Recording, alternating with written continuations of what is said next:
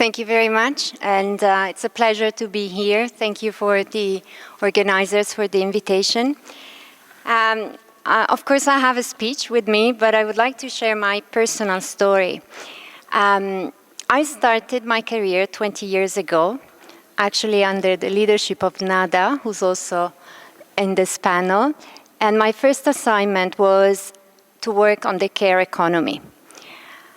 I knew what the care economy was, but certainly I didn't know that it was so complex, so complicated. It's a huge puzzle because it's about human beings.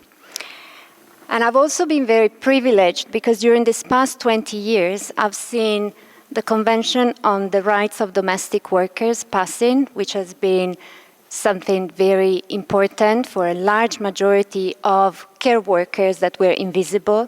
I've also seen the Convention on Violence and Harassment coming into reality, and that as well, that convention stresses the fact that workers in the care economy are very much exposed to violence and harassment.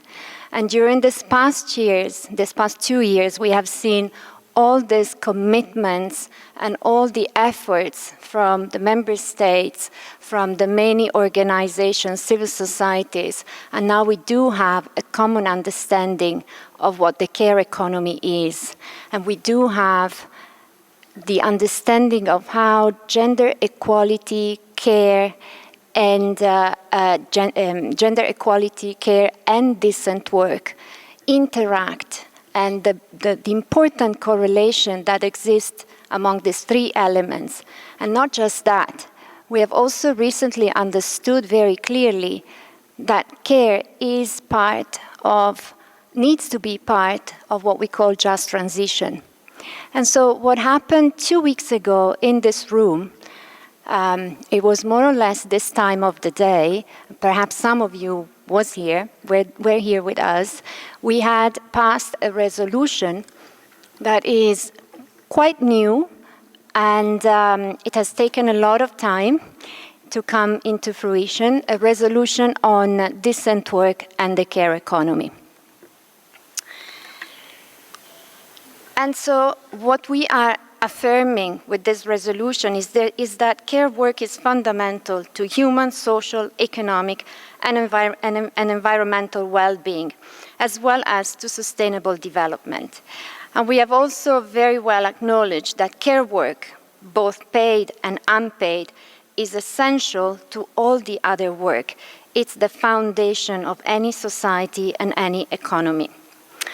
And so, as I said before, we have a common understanding. I was at the Commission on the Status of Women in March, and there were many people that were saying, but we don't have a definition of the care economy. Well, now we do have a common understanding of the care economy. And we acknowledge that, and we can acknowledge that the well-functioning and robust care economy is critical for building resilience to crisis and for achieving gender equality and inclusion while addressing other inequalities.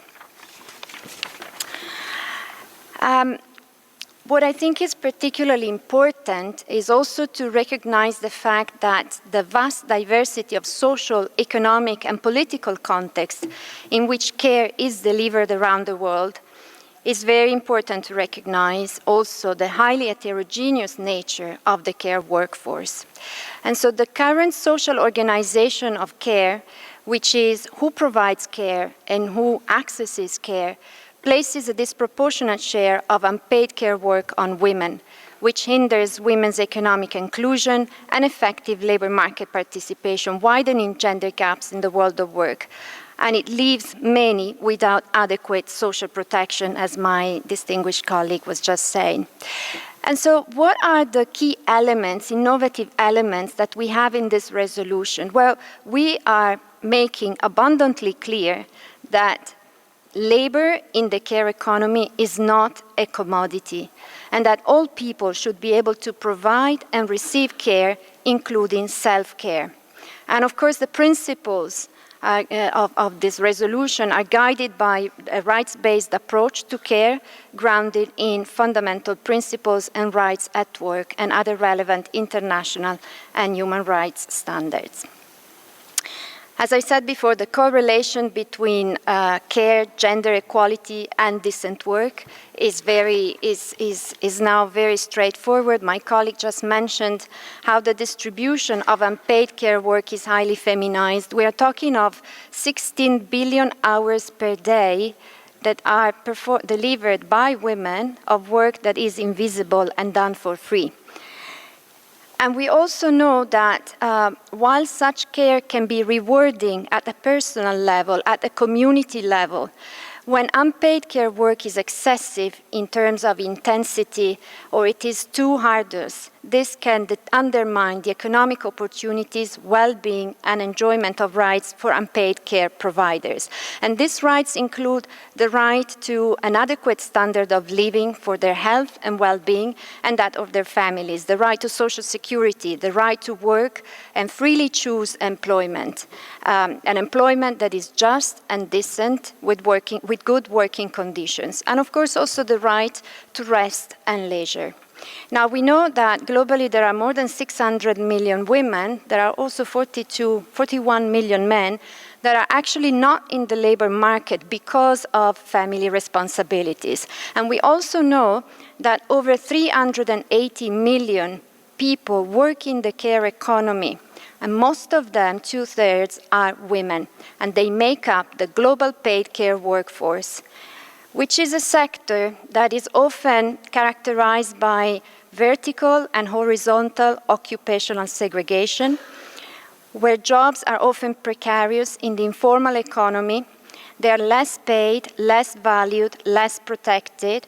They have less occupational safety and health, and more exposure to violence and harassment.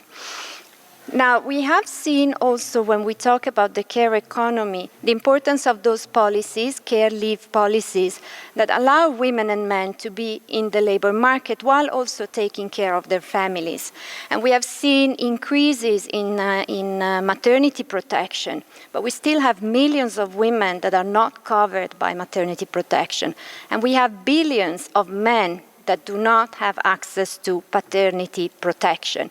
And we know that the new generations value paternity in a much more important way.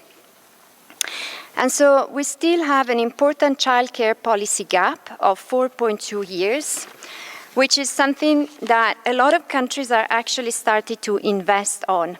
So this is an area that is extremely important. I see that my time is up, so I just want to conclude by saying that the resolution is very clear by saying that we need to take action and that investing in the care economy is actually an added value for all countries, for all economies, societies, for people.